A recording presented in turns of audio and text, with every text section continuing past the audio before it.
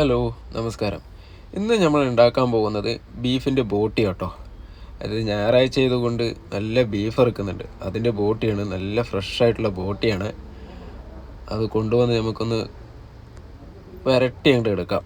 നല്ല എരിയൊക്കെ ഇട്ട് കള്ളുഷാപ്പ് മോഡലിൽ അങ്ങോട്ട് വെക്കാം നമുക്ക്. ഈ കറി കപ്പയും കൂട്ടി കഴിക്കാനായിട്ട് നല്ല ടേസ്റ്റ് കേട്ടോ. മലയാളികൾക്ക് ഏറ്റവും കൂടുതൽ ഇഷ്ടം എനിക്ക് തോന്നുന്നു ഈ കപ്പയും ബോട്ടിയാണ്. എന്തായാലും നമുക്കതൊന്ന് തയ്യാറാക്കാം. നേരാക്കി എടുത്ത് കഴിഞ്ഞ ശേഷം അതിനൊരു 600 ഗ്രാം ഉണ്ടായിരുന്നുള്ളൂ കേട്ടോ. ബാക്കിയൊക്കെ വേസ്റ്റായി പോയി. ഇത് നേരാക്കാനായിട്ട് നല്ല കഷ്ടമുണ്ട് കേട്ടോ. അതുകൊണ്ട് തന്നെയാണ് മിക്ക ആൾക്കാരും ഇത് വെക്കാൻ മടിക്കണത്. എന്തായാലും നമുക്കിത് കുക്കറിൽ വെക്കാം. 1 ടീസ്പൂൺ മഞ്ഞൾപ്പൊടിയും 1 ടീസ്പൂൺ ഉപ്പും കൂടി ചേർത്ത് നമുക്കിതിലൊന്ന് കുക്കറിലിട്ടൊന്ന് വേവിക്കണം കേട്ടോ. ഫസ്റ്റ് ഇത്തിരി മൂപ്പുള്ളതാണ്, അതുകൊണ്ട് ഏകദേശം ഇത്തിരി നല്ല വിസിൽ വരണം തോന്നുന്നുണ്ട്. എന്തായാലും നമുക്കൊന്ന് വിസിലിട്ടിട്ട് നോക്കാം. ഒരു 6 വിസിൽ ഫസ്റ്റ് എടുക്കട്ടെ.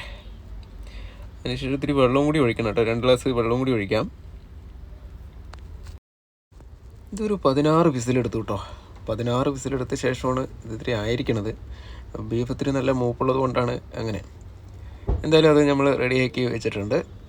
അതിനുശേഷം നമുക്കതിനെ ഗ്യാസ് അടുപ്പൊന്ന് കത്തിക്കാം. മൺപാത്രത്തിലാണ് നമ്മൾ ഈ കറി വയ്ക്കണത് കേട്ടോ. അതുകൊണ്ട് മൺപാത്രം നമ്മൾ വെച്ചു. ചെറിയ മൺപാത്രം മതി, ഏകദേശം ഒരു 600 ഗ്രാമല്ലേ ഉള്ളൂ. അപ്പോൾ പാത്രം ചൂടായ ശേഷം അതിൽ വെളിച്ചെണ്ണയാണ് നമ്മളിവിടെ ഒഴിക്കണത് കേട്ടോ. വെളിച്ചെണ്ണ നമ്മളതിൽ ഒഴിച്ചിട്ടുണ്ട്. ആ വെളിച്ചെണ്ണ നല്ലപോലെ ചൂടായ ശേഷം നമ്മൾ വലിയ ഉള്ളിയാണ് നമ്മളിതിൽ ചേർക്കാൻ പോണത്. വലിയ ഉള്ളി നമ്മളിതിൽ ചേർത്തു. ആ വലിയ ഉള്ളി നന്നായിട്ടൊന്ന് മൂത്ത് വരണ വരെ നന്നായിട്ടൊന്ന് ഇളക്കി കൊടുക്കാം. നല്ലപോലെ ഒന്ന് മൂത്ത് വരണം കേട്ടോ. റോസ് കളർ ആവണം. അതിനുശേഷം നമ്മൾ ചതച്ച് വെച്ച വെളുത്തുള്ളി ഇതിൽ ചേർത്താം. അതേപോലെ തന്നെ ഇഞ്ചി ചതച്ച് വെച്ചിട്ടുണ്ട്, അത് നമ്മൾക്കിത് ചേർത്താം. നല്ലപോലെ ഒന്ന് ഇളക്കി കൊടുക്കണം കേട്ടോ. ഈ സമയം മീഡിയം ഫ്ലെയിമിൽ വേണം അടുപ്പ് കത്തിക്കാനായിട്ട്, ഇല്ലെങ്കിൽ ഇത് മൊത്തം കരിഞ്ഞു പോകും. അത് പ്രത്യേകിച്ച് ശ്രദ്ധിക്കേണ്ടതാണ് കേട്ടോ.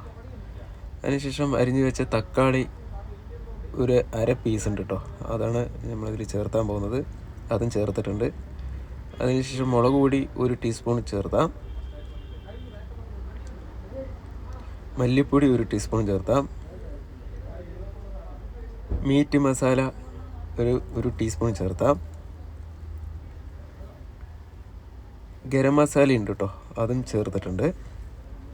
എന്നിട്ട് നല്ലപോലെ ഒന്ന് ഇളക്കാം. നല്ലപോലെ ഒന്ന് ഇളക്കിയെടുക്കണം. ഒരു പച്ച സ്മെല്ലുണ്ട്, അത് പോണ വരെ ഒന്ന് ഇളക്കണം കേട്ടോ. അതിനുശേഷം കുരുമുളക് പൊടി ഒരു 2 ടീസ്പൂൺ നമ്മൾ ചേർത്തിട്ടുണ്ട്. നല്ലപോലെ ഒന്ന് ഇളക്കാം കേട്ടോ. നല്ലപോലെ ഇളക്കി റെഡിയാക്കണം. അതിനുശേഷം നമ്മൾക്കിതിൽ കുറച്ച് വെള്ളം ചേർത്താം. 1 ഗ്ലാസ് വെള്ളം നമ്മളതിൽ ചേർത്തിട്ടുണ്ട്. നല്ലപോലെ ഒന്ന് ഇളക്കി നല്ല ചൂടാവണം. അതിനുശേഷം നമ്മൾ വേവിച്ച് വെച്ച ആ ബോട്ടി എടുത്ത് ഇതിൽ ചേർത്താം. എല്ലാ ബോട്ടിയും ചേർത്ത ശേഷം നല്ലപോലെ ഒന്ന് ഇളക്കണം കേട്ടോ. അത് നല്ലപോലെ ഇളക്കി റെഡിയാക്കി ഒരു 15 മിനിറ്റ് നമ്മളൊന്ന് അടച്ച് വെക്കണം കേട്ടോ. ആ ഉപ്പും മുളകൊക്കെ ഒന്ന് നന്നായിട്ടൊന്ന് പിടിക്കാനാണ്. അതിനുശേഷം നമ്മൾക്കിത് സെർവ് ചെയ്യാം. എന്തായാലും ഈ വീഡിയോ നിങ്ങൾക്ക് ഇഷ്ടപ്പെട്ട് കഴിഞ്ഞിട്ടുണ്ടെങ്കിൽ ഒന്ന് സബ്സ്ക്രൈബ് ചെയ്യുക, ബെൽ ബട്ടൺ അമർത്തുക, ഷെയർ ചെയ്യുക. അടുത്ത വ്യത്യസ്ത വീഡിയോയുമായി ഇനി നമ്മൾക്ക് കാണാം. Thank you for watching.